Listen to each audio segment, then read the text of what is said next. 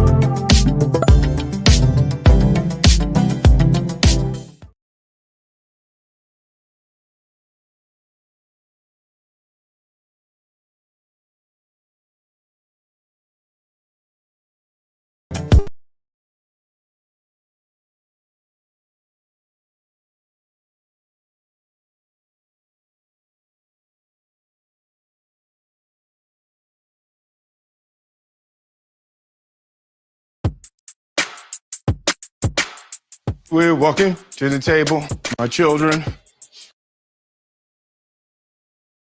It has been some time. With the chitlins. Hey. Welcome, all my kids. Y'all are my kids. We're here. Full Yes. facts. Yes. We're here at the table. This is a red table takeover. That's right. So essentially, I'm the boss. All right. I just want to clarify.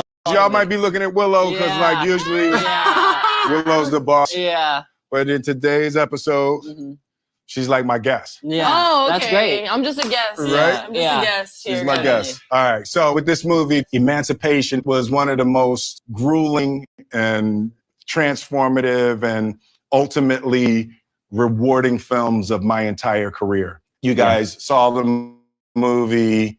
I really wanted to, as an actor, when I make things, when I put things in the world, you guys are my first round of thought. I'm making things to leave ideas for my children, and then it extends to other people's children and then to the world. So I'm excited to be able to talk about it. No. Yeah. All right. Me too. So it all started with this devastating photograph that many say is the first viral image. The photo quickly spread across the country, shocking millions with the horrors of slavery and exposing the lie that enslaved people were treated humanely. Peter's portrait inspired many free Black men to enlist in the Union Army.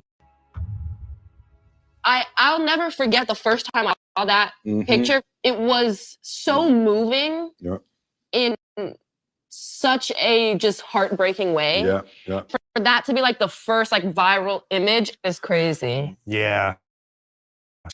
So Emancipation is the story behind the famous picture. It's based on the life of a slave named Peter. Give thanks to God. The Lord is with us.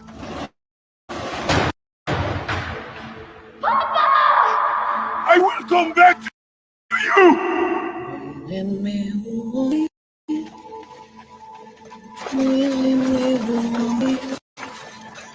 You walk the earth because I let you. I'm your God now. Slaves are free.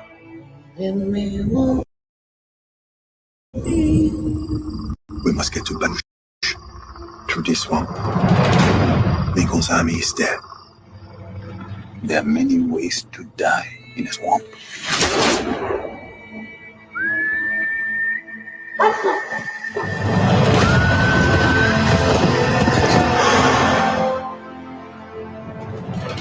He's persistent. Running, hiding, surviving. I fight them. They beat me. They whip. They break the bones in my body.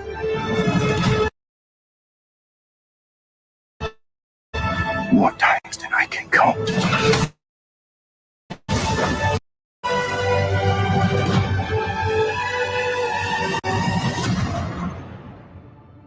But they never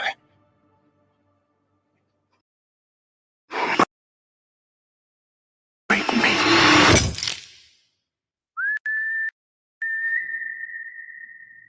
Wow. Wow. I have not seen it.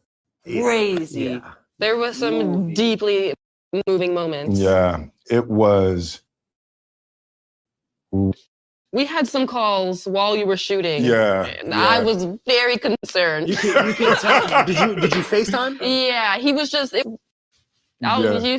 He can say what the vibe was. You guys, for most of my career, it's like as the years have gone on, I've gotten more and more locked into these characters for Right. longer periods of time. And it's just the weight of this story, the weight of these experiences, the quality of the actors. Yeah. It was emotionally, it was physically, it was spiritually taxing. One of the first days on set, there was a with one of the actors. He leans down on my foot, Cole, ain't you? And then he ad-libbed. I was like,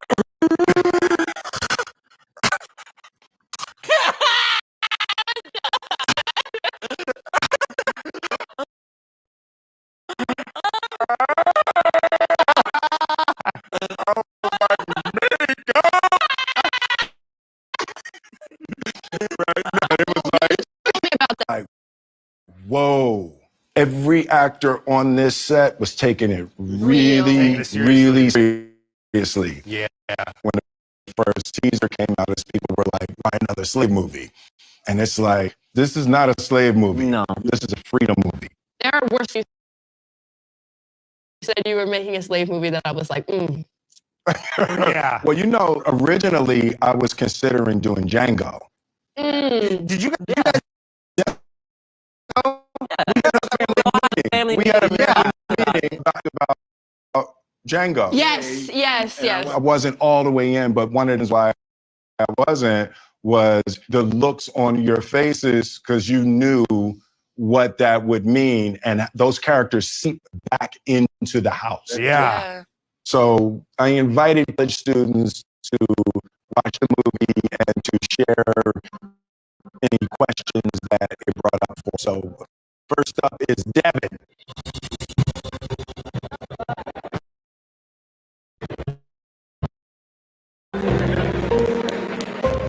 I just finished watching the film, and honestly, it feels like I just a terrible nightmare. My whole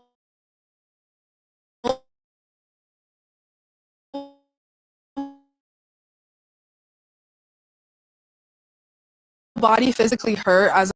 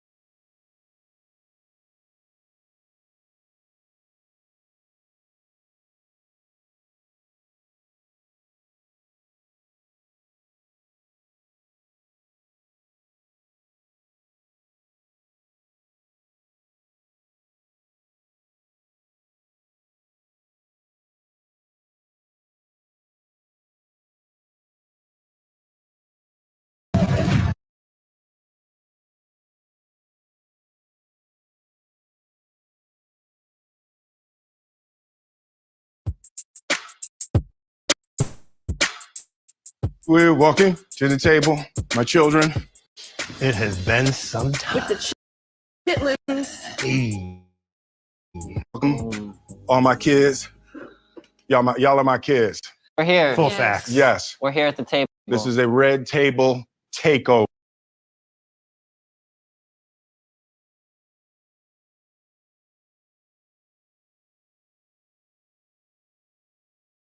This is a red table takeover. That's right. So essentially, I'm the boss. All right. I just want to clarify it because y'all might be looking at Willow because like usually Willow's the boss. Yeah. But in today's episode, she's like my guest. Yeah. Oh, okay. That's great. I'm just a guest. Right? I'm just a guest here. She's my guys. guest. All right, so with this movie, Emancipation was one of the most grueling and transformative and ultimately rewarding films of my entire career. You guys saw the movie.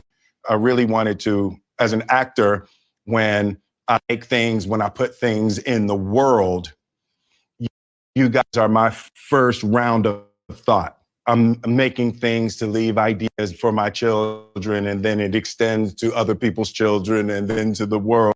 So I'm excited to be able to talk about it. No, me too. Right. Me too. So it all started with this devastating photograph that many say is the first viral image. The photo quickly spread across the country, shocking millions with the horrors of slavery and exposing the lie that enslaved people were treated humanely. Peter's portrait inspired many free Black men to enlist the Union Army. I'll never forget the first time I saw that picture. It was so moving in such a just heartbreaking way. And for that to be like the first like viral image, crazy. Yeah. So Emancipation is the story behind a famous picture. It's based on the life of a slave named Peter.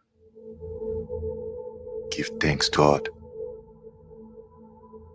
The Lord is with us. I will come back to you!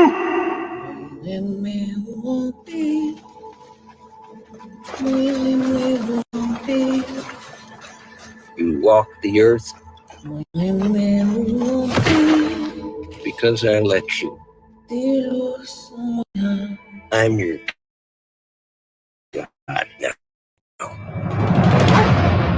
Slaves are free.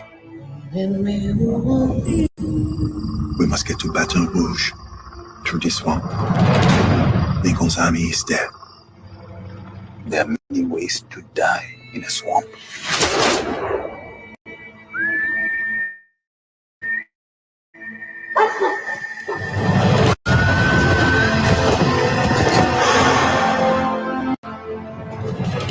She's persistent. Running, hiding, surviving. I fight them. They beat me. They whip me. They break the bones in my body more times than I can count.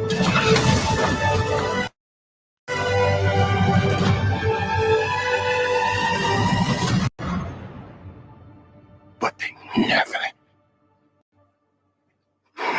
break me.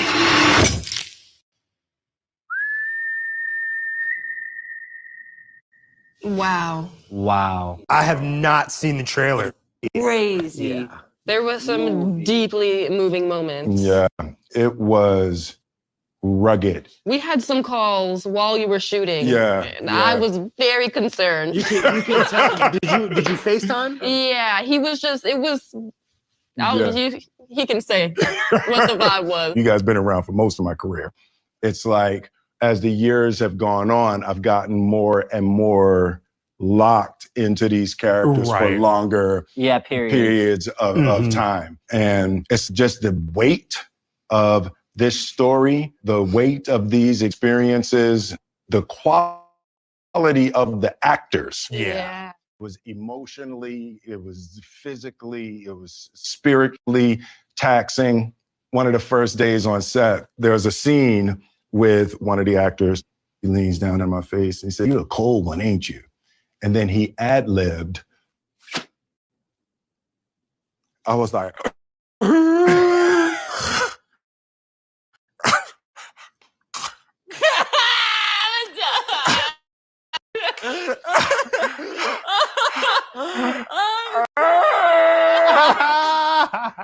I was like, makeup. Right? No, but it was like, you told me about that. I was like, whoa. Every actor on this set was taking it really seriously. Yeah. When the first teaser came out, as people were like, why another slave movie?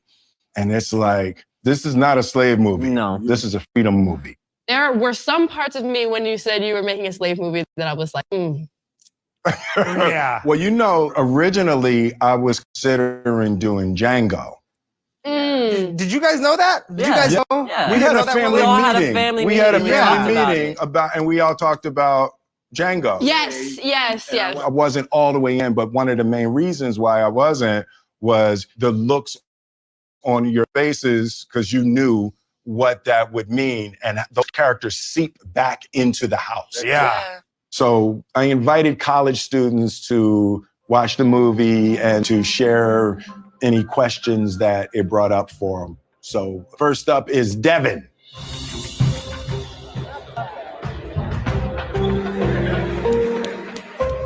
I just finished watching the film, and honestly, it feels like I just woke up from a terrible nightmare.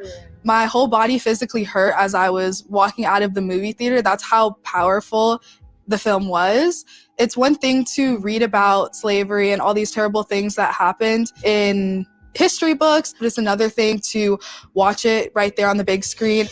Will, how did playing a slave for months on end with people saying horrible and dehumanizing things to you affect your mindset? And what did you learn about yourself? Oh, That's that's a a good good question. question. That's a great That's a good question, Devin. I was getting called the N-word, 100 times a day by very good actors. Yeah. By very, very good actors, It's rough. It twists your mind up. You have to be really careful because you definitely twist your mind up. There's like a magic moment as an actor you look for. The best way I can describe it is like you feel the character wash over you. Yeah. It'll be wardrobe, it'll be a scene, it'll be the dialect, something. Yeah. What happened is we were trying on the neck chains. So it's 6 weeks before shooting and they're trying to get the right size and the right weight. Let's go! No! This feels horrendous. Won't be too much work to find this character. Putting the chains on. Oh, man. As an actor, you're always trying to find the thing that makes you understand the character. On Pursuit of Happiness, Chris Gardner took me to the bathroom that him and his son had to sleep in. Oh, my God. And I walked in the bathroom with him and I was like, got it. And as soon as those chains went on, I was like, got it. It turns off your agency. You don't want to step, you don't want to move, you don't want to look anybody in the face. It's deeply dehumanizing. Damn. Yeah, that just put me back in there. Damn. That put me back in there. That's crazy. Take a moment. Sorry. Yeah, that's Wow. So they put it on, they do it, so I'm standing there, and then he goes to take it off, and it doesn't work. So it's locked on, and my heart jumps. Yeah. And I'm like, oh no, and oh no. So I'm sitting there, now he's running around looking for the keys, and for 15 minutes, I'm stuck there in the chain, and my heart is pounding, and I'm like, Will, do not freak, right? And I'm sitting there, and then it's like, I got it. It's like, I'm Will Smith with people running around looking for keys. And your heart is still And my pounding. heart is still pounding, and I'm still scared. Imagine Yeah. what it was like for Peter to have that stuff on, barefoot, and nobody cares. Yeah. And it was like, whoop, yup, I got it. Yeah, that was a powerful moment for you. Physical and emotional claustrophobia. Yes, absolutely. Facts. Really dehumanizing. And I haven't been able to articulate why, but I felt embarrassed. I was embarrassed while I was standing there and I was waiting. And it was emasculating, dehumanizing, all of that. And it was like, I'm like, got it. Yeah. Got it. Once you experience those things, they go into the same banks as your actual memories. Yeah. You don't have a separate place for acting. Yeah. Your brain and your body recognizes it the same way it recognizes actual memories. Right. You have nightmares about it the same way. And so it's all of that kind of stuff. But 6 Degrees of Separation was the only other time in my career where I got lost, where I went too far with a character. Yeah. I wouldn't say I went too far with Peter. I just lost track of how far I went. Yeah. Okay, got it. I got twisted up in there a little bit. What does that look like for you? Like losing track of that? You go into a state, and when you go that one click too far, Will Smith disappears. And then what happens is psychologically, you go farther and farther into Peter, and you don't realize that you are slipping away. Yeah. And then it's over, and you go back and you look for you, and you're gone. Yeah. It's a hard thing to Jesus. explain, right? So what happens, you play these characters, and when you play them long enough, it's like moving to another country and speaking another language. If you speak the other language long enough, you'll start to lose your native tongue. Yeah. And Crazy. you can forget how you walk, Your previous personality, right? And, you can see when actors get out on that edge, right? When you touch that edge of no self. Yeah. And it's terrifying. Yeah. It's terrifying out there. Peter is as far as I've ever been with a character, and you have to actually train yourself to be able to go farther and farther and farther. It's a skill. I mean, it's blissful out there, right? To be in a scene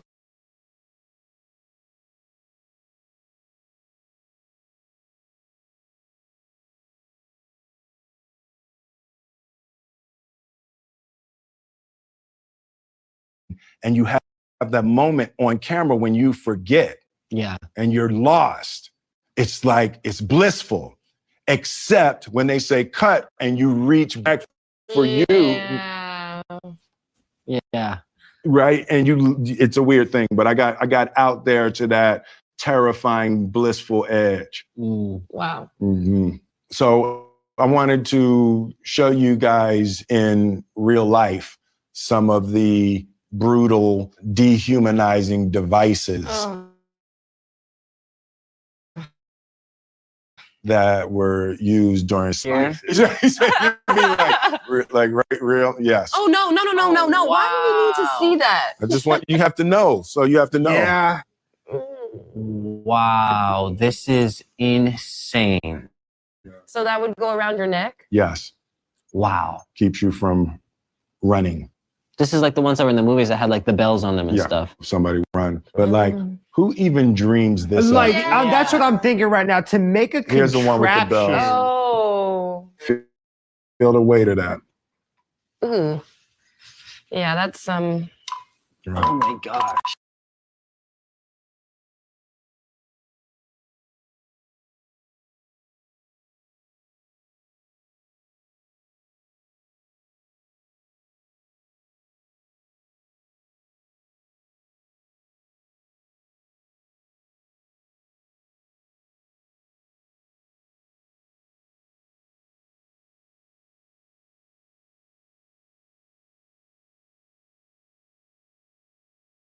And just feel the weight of that, what it would do on your neck. Imagine somebody puts that on your neck, they can take any of you away. They can rape anybody they want, whenever they want. For as an actor, my image was you guys and imagining being pulled away, right? Just imagine somebody comes in here right now, beats me and snatches me away. And you guys don't know if you'll ever see me again. That is the legacy of slavery in America. It creates generational trauma. Even on a cellular level, you know, it's been proven scientifically. Yes, as brutal as it is, there's also the other side of how resilient and powerful extreme that Blacks in America. It's incomprehensible, honestly. Yeah, it's incomprehensible. Let's talk a little bit about your physicality and what you had to go through to get your body into the place making this movie. Because Willow kept noticing in the movie, he's getting skinnier, he's getting skinnier, he's getting skinnier. Yeah, you guys may remember I posted the out of shape, the dad bod picture. Yeah. The dad bod picture was my beginning of preparation to lose weight for Peter. Okay. I was probably 225-ish when I started, and at the lowest on the movie, I got to 195. Ooh. Wow. For me, the physicality is a big part of what makes people go, whoa. Yeah. You know, to be able to transition and manipulate your body as an actor is a big part of the suspension of disbelief for people. And actually being out in the swamps. Yeah, I'm sure you were just losing weight just being there. Yeah, just it's hot, it's nasty. You're in the swamp, your hands are dirty, so you don't really want to grab food and eat. You were really in it. Yeah, I went in there deep. It's insane. What's the most impactful part of the movie for you? So there was and I can't even talk about Peter without being all teary. So, but y'all see me cry all the time. Y'all see me cry all the time. So, Peter said in his writings, or there were probably dictations to somebody, but the things that exist historically, Peter was beaten into a coma. And in the coma, he said he met God. And it's right in the middle of the movie, and he's been running for a few days, and there's no food and no water, and out in the swamp, and he's there, and he's feeling lost, and he's feeling turned around, and his hearing's going a little bit, and he stops, and he gets himself together, and he goes,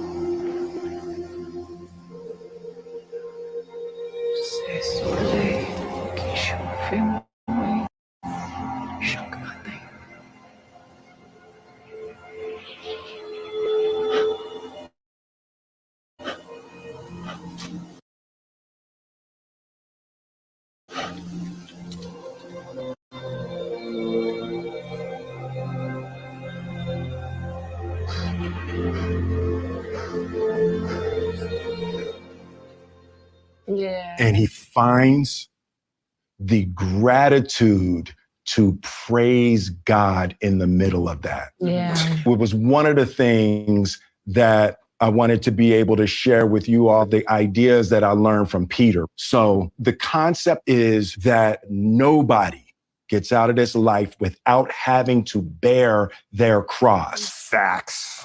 Right? Facts. So you may not have to bear it to the level that Peter had to bear it, or to the level that Jesus had to bear it. But the only way to be here joyfully is to be grateful for the cross you've been given to bear. You have to know that suffering leads to salvation. Fully. And the only thing that would make you not reach the promised land is giving up. And Peter knew and trusted God fully that all he had to do was bear his cross with gratitude. He was saying, thank you, God, in the middle of that. Peter's faith throughout the whole movie was something that really stuck out to me. Absolutely. As well. Peter has absolutely changed my life, you know, so yeah. It's beautiful. I heard a great quote. The only way to be here is you have to learn how to have an open heart in hell. Yeah, 100%. Yeah. Here's a question from a theater goer from Los Angeles. What we got? My name is Stacey Ramsey. I'm 23 years old, and I went through so many emotions throughout this whole movie, to be honest. Some were sad, some were happy, some felt really familiar because no matter what it is that you go through, there's so many things, whether it's people, work, family, that try to break parts of you, and it's so important just to push through and not let them break you. I have a question for Will. I just would really like to know, what form of personal suffering did you tap into to execute this role? Wow, that's a crazy question. I don't have, thank God, anything in my life comparable to what Peter experienced. There's a universal suffering that I think we can all connect on. But I don't know what I would actually do in the face of that kind of demonic malevolence. Oh, yeah. To be really faced with the true darkness. I've had moments within myself where I've had to face things, but like to look into the eyes of that kind of malevolence. It's either you are enlightened or you go crazy. Yes, exactly. There's no. You either become enlightened or it breaks you. Yeah. Like, that's it. There's a term Plato used that puts those together, divine madness.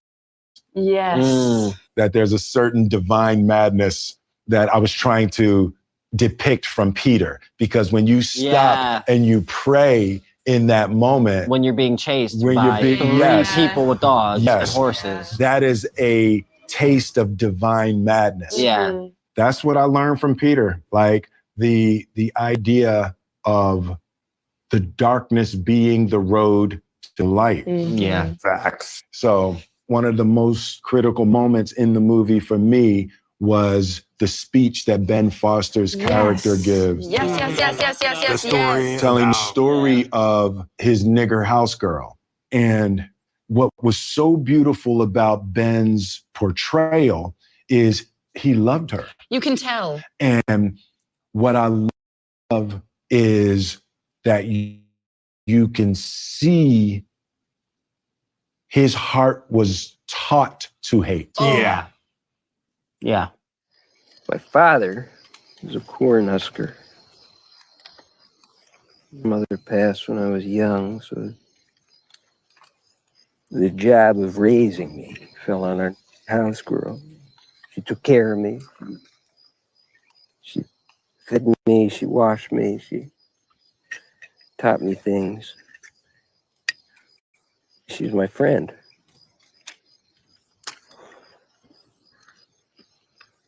One evening, I asked my father if she could join us for supper. And he looked at me in a funny way and said, "Then what?" I said, "So we could eat there." To which he asked, "Then what?" I didn't know. I was just a boy. But he said, "First they eat our food, then they'll take jobs, and then they'll steal our land. We give them so much as a crumb, they're going to take over the whole damn country."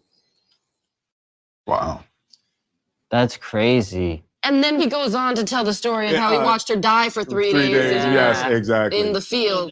His father taught him hate. And through trauma. And through pure trauma. It's like I just couldn't imagine seeing someone you love so much in the field dying for 3 days. And you can't do anything. Like that on a child's mind is absolutely. like blunt force trauma. Like absolutely. Yeah.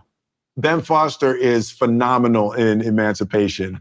I hear he sent the Red Table a message, and I haven't seen it yet. Oh, wow. Ben is the total opposite of his character. Yeah. You're like, who's that? The first day of set was staggering.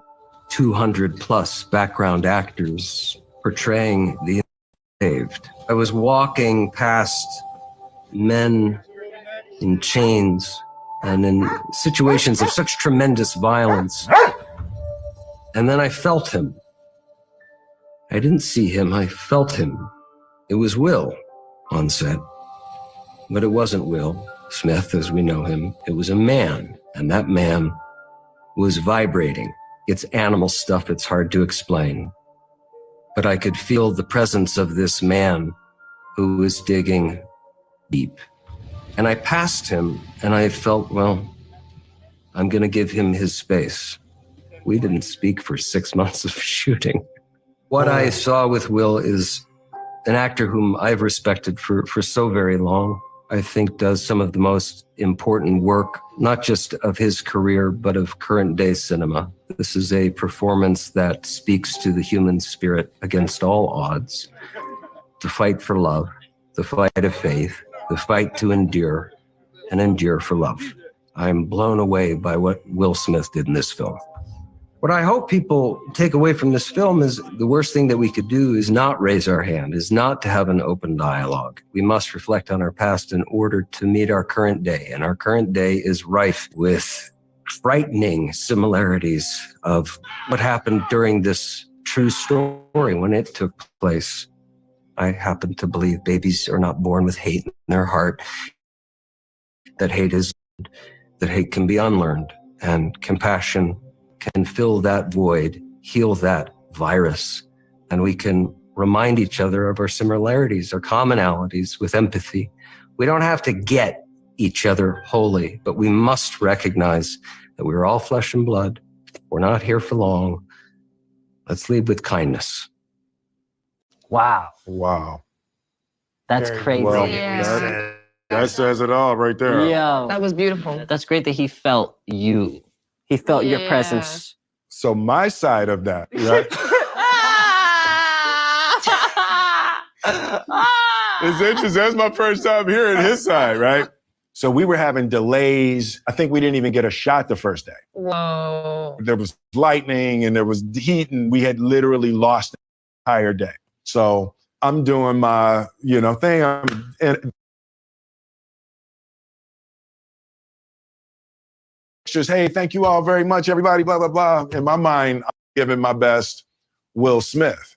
Mm-hmm. And Ben just walked past me. Oh, he must not have seen me.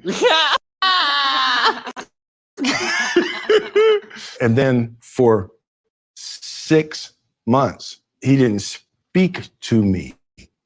He didn't make eye contact with me. He didn't say a word. He didn't acknowledge me for 6 months.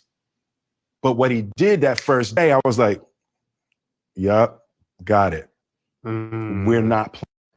This is real. This is serious. We're not fooling around with these ideas. And I really credit Ben for clicking me to the next gear of depth and focus.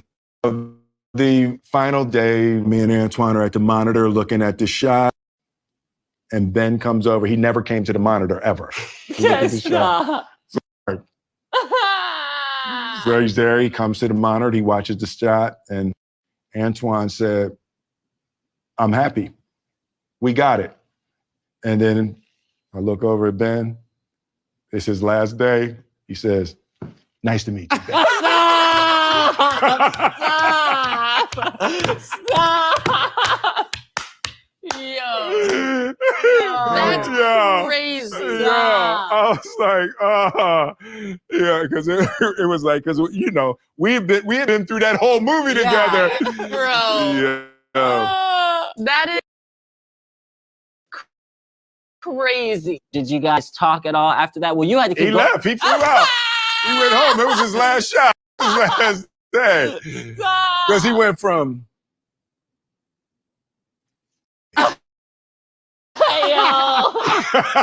He wanted to like, yeah, he wanted to make sure I can officially stop being this character. My guy. Ben set the tone for every tent on the set, like all day long. His actor, like his character tent, he had all of his stuff in his character tent. Well, you taught me this. Mm-hmm. Great actors make everybody else's job easier. Yeah, they do. Right. Wow. Yeah. If you're great at anything, you make it easier for everybody else. Yes, absolutely. Yeah. So that was it. You guys didn't talk anymore. No, not till a few months after that. Oh, okay. Yeah, So that then- we came back together for some press or something Okay, like and then that. how was that? But I was like, who are you? Who are you? You kind soul, you? Who are you? Oh man, that's crazy. So the brilliant director of Emancipation, Antoine Fuqua, wanted to say this. Hey, Will and Red Table Talk. Here's a few thoughts about Emancipation I thought I would share with you. When people go to this film, I'm hoping they'll be inspired and experience the love story and see a film about freedom and faith and family, as well as a story about strength and perseverance. The story of Peter is incredible, a man that was a slave, but was free in his mind, in his heart, and his spirit. Antoine is no joke. Oh, no. Antoine said this is what it's about. I respect that. Yeah. Yes. Antoine is a beast, man. He created something I think is a real masterpiece. Yeah, it really is. The DP, Bob Richardson, put his thing down with this movie. The cinematography Yeah. is insane. And I've never seen any movie that just visually looks the way that this one does. Yeah. For sure. Yeah. One of the things that Antoine said that was great about that texture, The tone. he said he wanted to drain the color out of the Confederacy, right? Wow. For that not to be glorified. Wow. There's a great shot with Peter firing a gun at one of the last moments in the battle with the American flag going by in the background. Got it. And the story is that we fought for this country, right? We fought and earned our position in this country. We don't have to feel like outsiders here. Yeah. This is our Even home. though we're treated Right. You very, know? very the opposite of that. And the thing is like, no, it's not America. Mhm. No. We are America. Mhm. Like, own it. Yeah. And not ownership in a way that it's ours and not other people's. Like, it's all of ours. It's equally Exactly. It's mine. equally mine yours. as it is yours. Yeah. We are a part of the fiber of this place. The ownership has to be in our minds. Yeah. In the That's- same way that the makes sense. emancipation has to be in our minds. Mhm. Like, Peter was enslaved, but he was never a slave. But he was free He within. was free. And he With knew he it. was. Yeah. When I was growing up, you know, because Daddy-O was in the Air Force. Oh, damn. Yeah, so Daddy-O raised me like American. Mhm. He raised me with the idea, if somebody said, go to Africa, nope, you go back to wherever your people came from. Yeah. I'm here. Mhm. You go back. Right? I have this conversation with people a lot of the times where they're like, this thing that you're talking about is so dark, or this thing that you know, are shining light on is so terrible. But it's like, we can never forget about the history of the reality, because if you don't know that those types of things are possible and people can do that to people, then, you know, you have to move throughout the world knowing history. You know what I mean? Like, those who don't know their history are doomed to repeat. Doomed to repeat it. Yeah. There's another one I really love. The one thing we learn from history is that we don't learn anything from history. Yeah. Yeah. We do it all over again. Yeah. Exactly. We do it all over again. And I'm hoping that it won't be the case. Yeah. It was really critical for me, for you guys, and really your generation, to see this movie and to understand the foundations of this story and what it means in this country.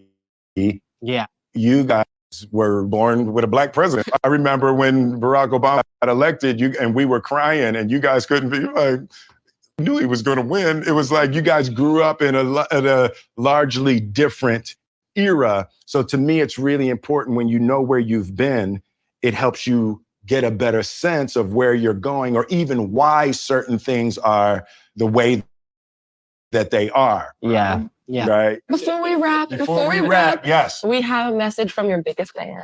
A message from my biggest fan. Yeah. Oh, who is it? Hey, babe, this is your mama. And my Emancipation is, I just couldn't believe what a wonderful job that you performed, because Peter just came right through. And I looked and looked and I knew, I said, oh, that is my child. But Peter just exuded through you. And I just, you just left yourself and just became Peter. When Peter was in the swamp and he's there and it seems like forever in that water. And I wish I could have just gone in and just got me out there. Well, I know how much hard work and dedication you put into making this movie come to life. I can't wait for the world to see it and learn from it. I'm going to tell everyone that I know that they definitely need to go. I love you so much and I'm so proud of you. And Trey, Jaden, and Willow, Mama loves you so much. We love you, Mama. Thank you, Mama. Clap her in. We clap her in. Clap her in. Clap her in. Yeah, clap her in. Clap her in. Clap her in. Yeah. I'm so glad that we were able to have this conversation. I felt like I learned so much and that the entire youth is going to learn so much. Emancipation is streaming now on Apple TV+. Yes. Thank you, thank you, thank you. Fans, Yeah. thank You ready? Or where y'all at? It's a red table takeover with my kids, Willow, Jaden, Trey. I'm the boss. I'm in charge. And we're talking about making a movie. It pans. It's amazing. It's amazing. We're talking about the most grueling and transformative movie. No. It's fine. It's Willow. It's not. Because you kids are playing behind me. You're playing behind me. Ad-libbing is how we got this house. Okay? So just read the script, all right? Me ad-libbing is the only reason That's why you messed y'all up. are here. Kept having sex because I was ad-libbing. Come on, kids. We got you. Kids are being so immature. Making the movie Emancipation. Tap now to watch. Check us out. Boom. Yes. Boom. Yes. I'm good at this.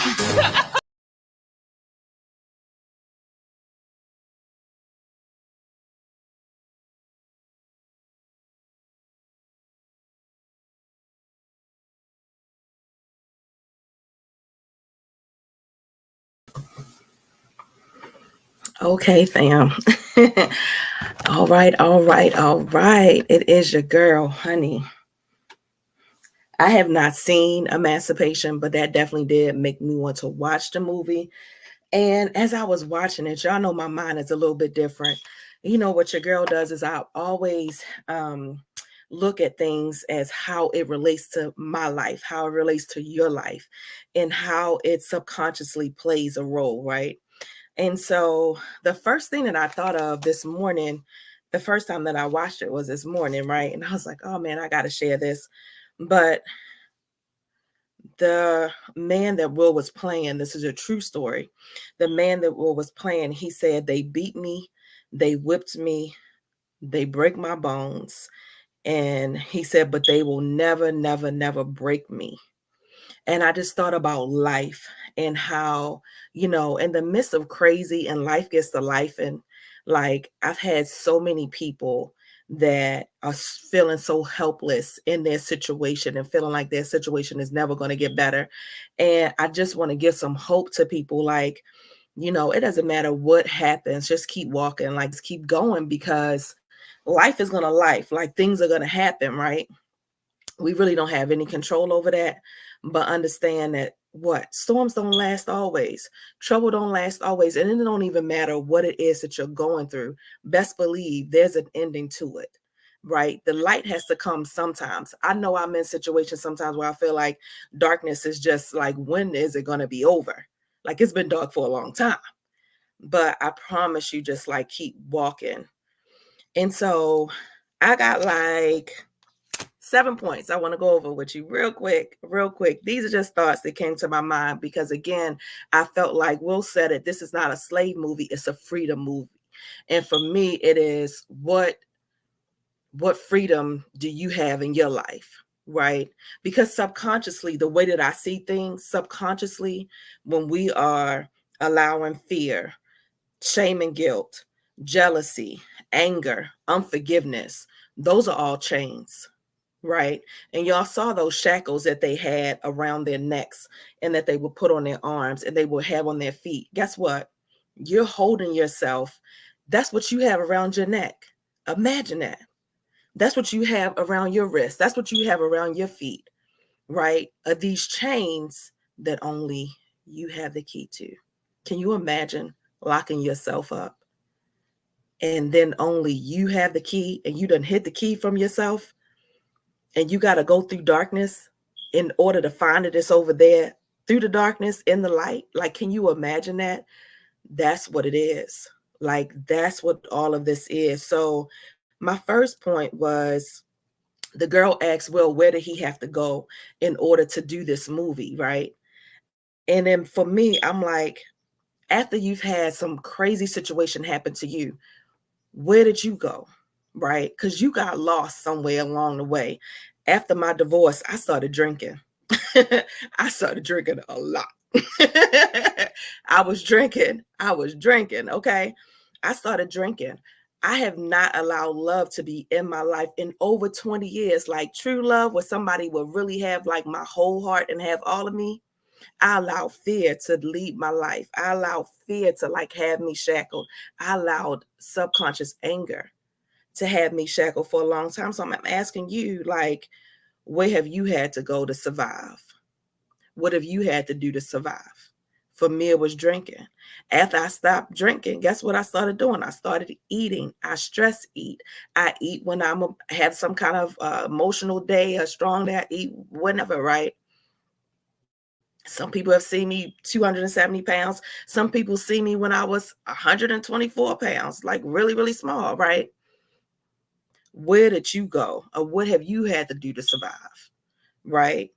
Because you don't even realize how subconsciously these things start taking over you.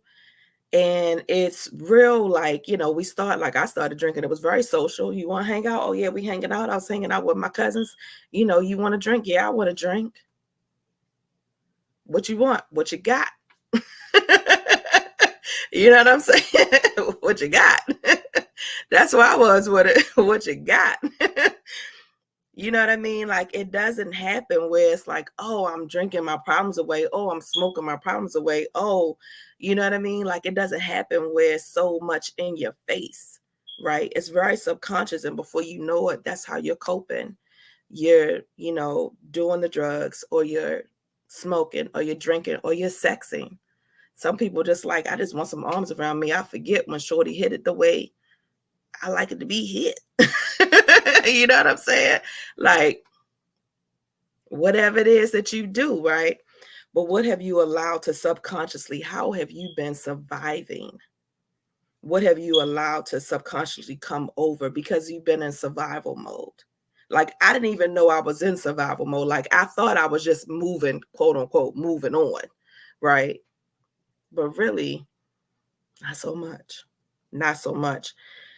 Number 2, I have the chains are very symbolic. It says, when you don't acknowledge, I wrote these was my thoughts earlier. So when you don't acknowledge your emotions, it's just like you putting yourself in those chains that only you have the keys to, but you're responding.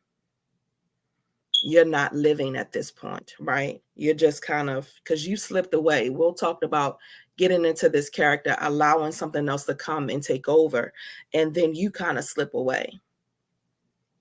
And we don't really look at it like that, but it's like, when's the last time that you've been yourself? Do you even remember? You know what I mean? Because we respond like we're just trying to live. We're just trying to survive. We're just trying to make it through the day. We're trying to make it through another day, right? So you don't even realize how these things are playing a role. Number 3 is the decisions we make. It's one choice. So I thought about this amazing movie that's been out for 2 years, right? It came out in 2022. But everybody know what happened with Will. He made one bad choice, one bad decision. So I have one choice can alter or delay your purpose. So it is, what choices have you made in your life that you feel like, I still want to go back to school. I still want to open this. I still want to start this business. I still want to do XYZ. I still want to be in love with somebody. What choices have you made that has delayed you on purpose? Because one thing that I know for sure is that the devil can delay, but he can't take it away.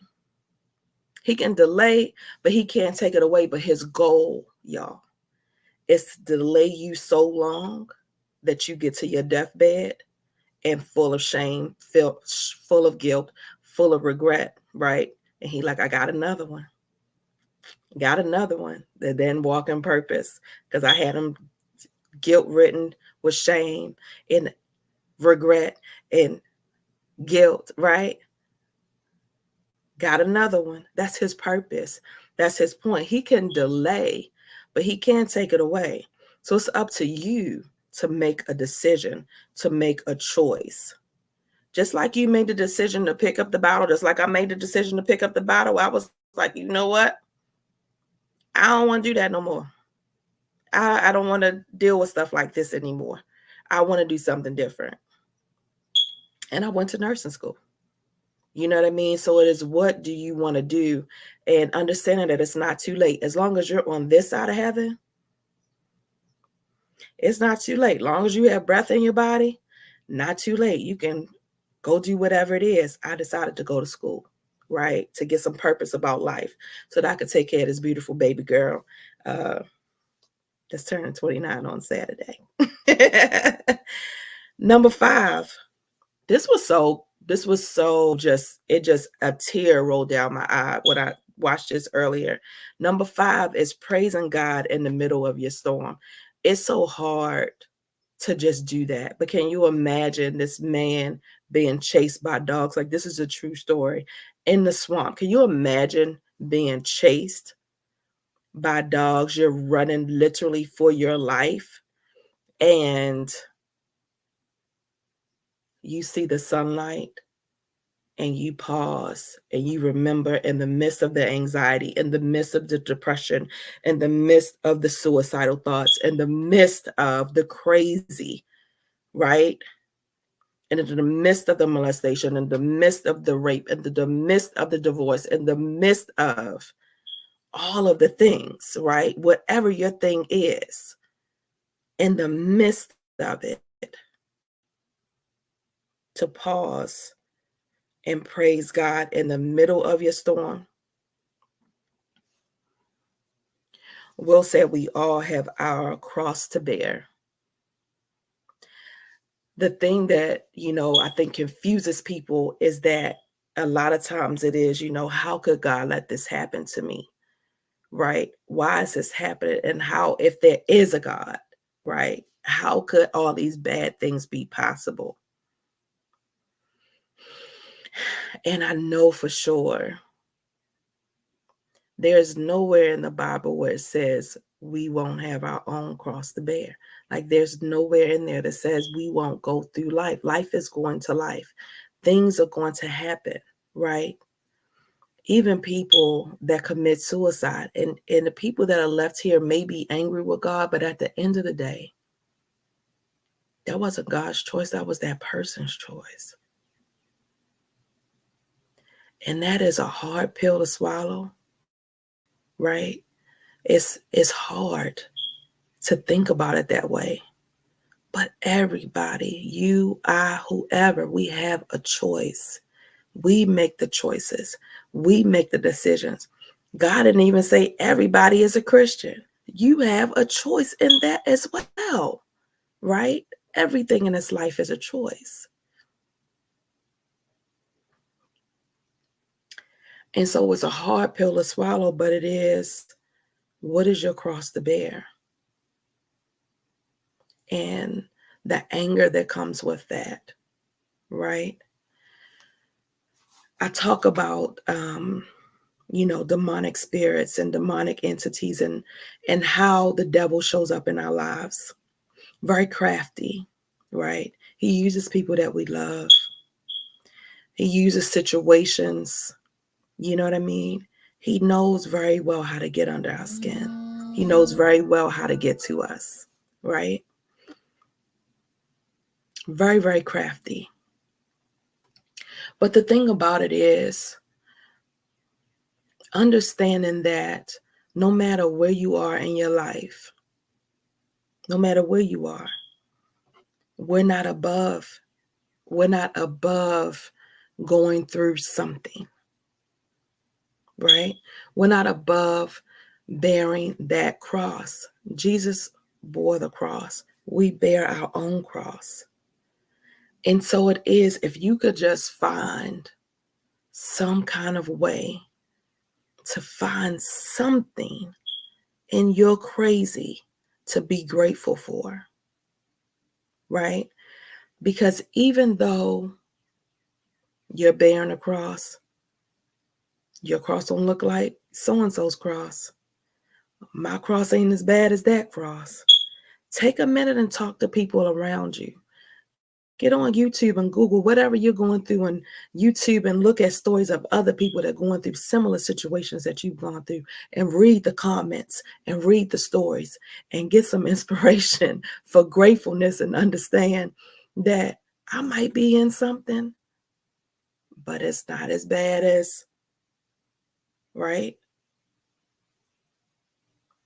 What can you find positive in the crazy?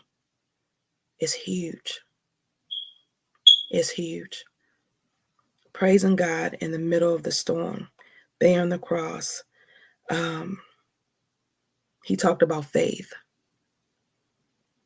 Faith is, I don't even know how I'm going to get out of this situation. I don't know when I'm going to get out of this situation, but I know that I will. That's faith. That's it. That's just so simple. I don't know how. I don't know when, but I know that I will. I know that I will. In nursing school, I used to cry. I was so stressed. I was so scared. I had this little baby girl to take care of. Husband is nowhere to be found, right? I'm doing all this on my own. It was so stressful. My hair was falling out. I didn't have enough money to pay for the bills. I didn't have enough money to, the repo man was coming for my car. Like, it was so much stuff happening. It just wasn't enough money. And my little $6 an hour, it wasn't enough money to do much of nothing extra, right? Just getting by the day to day. I didn't know how I was going to get out that situation. I didn't know how we was going to make it. But I had faith. I was like, you know what? If I do my part, I just keep walking. I'm going to just keep taking these classes. I'm going to keep crying and I'm going to keep crying and praying, but I'm going to keep walking. I'm going to do my work. I'm going to do my assignment. I'm going to keep going. And before I knew it, that 1 year in LPN school was over. And before I knew it, the 4 years in RN school was over and it was done. Right? On to the next thing to worry about and cry about and be stressed about, right? On to the next thing. All you got to do sometimes is just have a flashback and think about it, because that is where it is. It is a mindset. You feel like you're never going to be. It's never going to be over. It's never going to be. I don't know. That's the devil. I tell him, he sits on your shoulder. I tell, pluck him off. Pluck them off your shoulder, get them out your ear. That's why you got to keep you some positive stuff in your ear, keep you some positive stuff on the YouTube, like Google affirmations, Google positive videos, right? Keep the positive stuff in your ear. Look at people that are where you want to be, right? I could just imagine this man running and all he could see is his family. What is your goal? What is your purpose? Who are you doing this for? Who are you living for? Love yourself enough that if you're saying, I don't have nobody, you're enough. You're enough, right? I was in a situation where a person was saying to me, just it's nothing better, nothing good is coming. I'm like, you don't even know what's coming. You have no idea. You have no idea the plans that God has for you. My life right now, I didn't even know what it was going to be 5 years. It was completely different. 5 years ago, 10 years ago, 15, now 29 years ago when I had this baby girl. Completely different. I had no idea. You don't know what God has in store for you. Keep walking, boo. Keep walking. Number 6. Will talked about Ben Foster, one of the slave owners. They talked about the story of him and this little black girl that was his friend when he was little, right? And how hate is taught. Hate is taught. He said hate is learned and hate can be unlearned. And so I'm here to tell you that whatever you have in your mind, those negative thoughts that you taught yourself, that you have from maybe childhood trauma, that you have from, maybe whatever experiences, negative experiences you may have had in your life, that all those things are learned behaviors and they can be unlearned. The negative way that you think about life is a learned behavior. And positive, a shift in a positive way can be learned as well. That does not have to be your story. It doesn't have to be your story. That again is a choice, right? All you got to do is decide, I don't want to think like this anymore. I don't want to look at life like this anymore. I don't want to handle things like this anymore. I want to do something different. When I was at a program called 90 Days of Change, they called it the RISE program.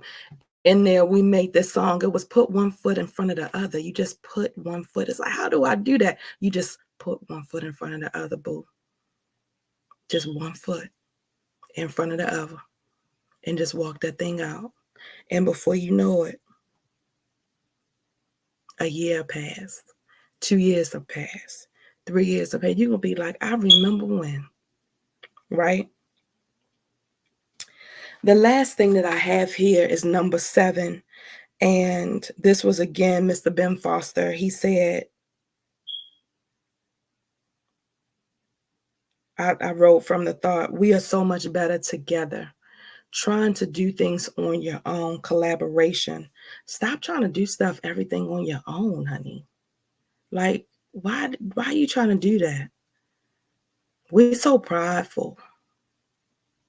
We're so embarrassed and so ashamed about the things that we're going through. But why? Everybody's going through something. There's not one person on this side of heaven that's not enduring something. And if they're not enduring it right now, they've endured it before. Or they're going to endure something, right? We all have a cross to bear. We all have something going on. So stop trying to handle everything on your own. There's a group for any and everything that you have an issue with. Go on Facebook and put in whatever your issue is.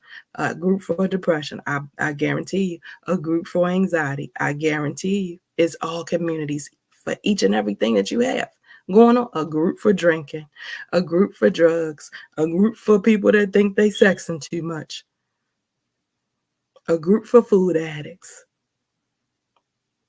Everything. It's a group for gaming, right? It's a group for some of everything. The last thing I want to say to you is Will Smith talked about a level of depth and focus that he had to go to. In order for you to get to a different place and do something different, you have to go somewhere that you've never gone before, right? The definition of insanity, doing the same thing over and over again and expecting a different result. You can't do what you've been doing. Guess what? When I try to lose weight now, I tried to go back and do some stuff that I used to do when I was in my 20s when my metabolism was a little bit better. It don't work now. The same stuff that I used to do back in the day, it does not work now. I had to come up with a new plan, right? I have to have a deeper sense of discipline before the weight would just fall off. Now, guess what? The hormones done kicked in. I'm a little bit older. Things have shifted, right? Things have shifted in your life. You've gone a little bit deeper in the hole. So you got to dig a little bit deeper to get out that hole, right? You got to go a little bit deeper. What depth and focus and discipline do you need to have to get to where you want to be? To get to your next level? What depth and focus do you need to have to get to your next level? That's my question to you today. That's all it takes is a decision, a choice. I'm going to do something different. And then just do it.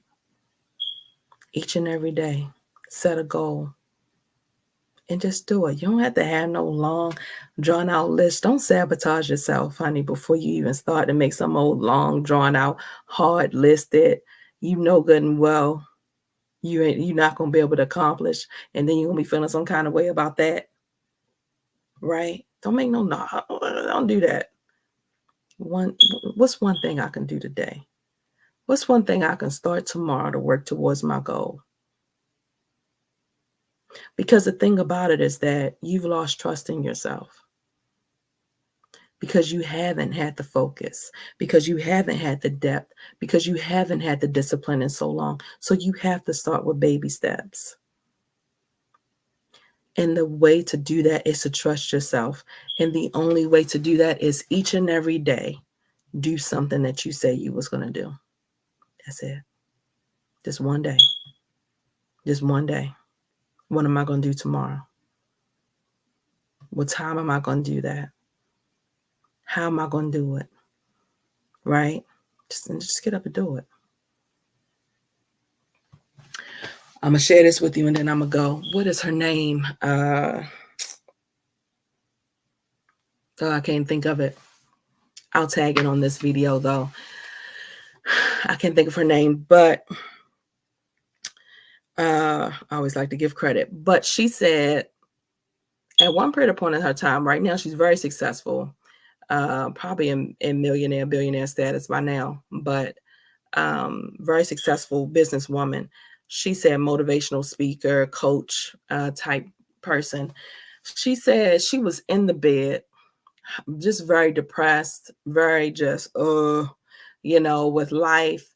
And she said that she was laying there and on the TV, there was a rocket.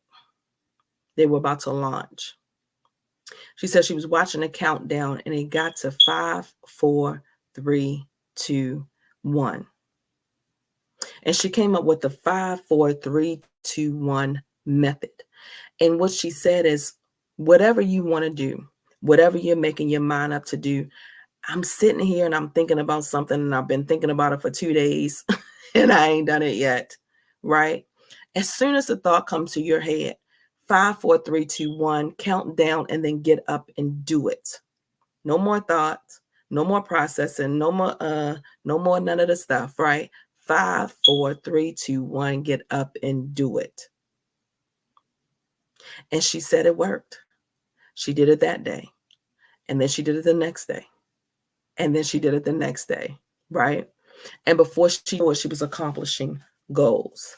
Now, world-renowned person. I cannot think of her name, but nevertheless, it works. I've tried it. I've taught it in my groups. Try it for yourself. If you're just wavering on something, right? Stop thinking about it. Just do it. 5, 4, 3, 2, 1. Get it done, boo. Get it done. I know you can do it. I believe in you. I know you can do it. I know you can do it. Okay? That is what your girl got for you today, honey. Yesterday, I had Don't Be a Crab Tuesday and never posted. And I was like, this is a great Don't Be a Crab. Even though it's Wednesday, that's just why I felt about it. I'm like, it's a Don't Be a Crab Tuesday type of thing. So that is why it's the title. It's a Don't Be a Crab with Will Smith at the red table with his kids. I thought that was a tremendous video. And I just had to share that and share those thoughts. Again, look, YouTube, Facebook, no copyright infringement intended, just for educational purposes only. And so I just thought that was really a powerful share. You know what I mean? Powerful share. And so I pray that you guys got something up out of it. I got noises and cats and technical and all of the stuff. Somebody must need this message, honey. And let me tell you something. Perfectionism is the devil. That is why I feel like all these things be happening to me, because I was very much a perfectionist in the things that I would do. And so if it wasn't perfect, then I wouldn't do it. And so understand now, if you see something that I've done and it's like it has a little clip here and it's glitchy here and it's that, and I didn't fix it, that is why. That is why. Because I'm saying, devil, you're a liar. Perfectionism is demonic. It is a demonic spirit that will hold you hostage, right? So that is just a chain that I've broken for myself. And so the message, what I'm bringing forth, what I have to say is way more important than the glitches. The glitches will be fine, right? What glitches and things that you have in your life, don't allow any or anything, nothing, right? Zoe's co-signing. Y'all hear Zoe in the background. All of a sudden, like, hey, Zoe. Zoe's co-signing. Don't allow anything. Y'all hear Zoe? Don't allow anything. You want to come debut, Zoe? Don't allow anything to keep you from doing whatever it is that you need to do. That's it. It's fine. It's okay. You're okay. Keep going. Keep going. It's okay. I promise you, it's okay. I can't wait to actually watch this movie. I'm going to watch it, and I'll probably be back with some thoughts about that. But that's what your girl got for you today, honey. What I do is I help you to have the uncomfortable but necessary conversations with who, boo? With you. Why? Because when you make yourself better, you show up better, you're better for your family. You're a better wife. You're a better husband, right? You're a better child. You're a better auntie. You're a better sister. You're a better friend, right? When you have the difficult but necessary conversations, I call them the elephant in the room conversations that you need to have with yourself. Nobody needs to tell you what you need to fix, right? You already know.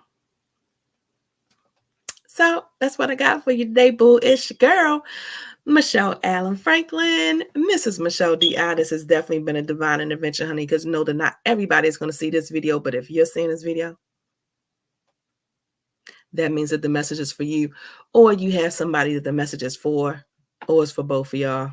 I always say it's for both of y'all, but nevertheless, it's definitely a divine intervention, honey. A Miss Community Builder. Why? Because you know your girl is going to give you the good information, the things that you need for your mind, your body, your spirit, and those good emotions, honey. All right. I'll see y'all tomorrow.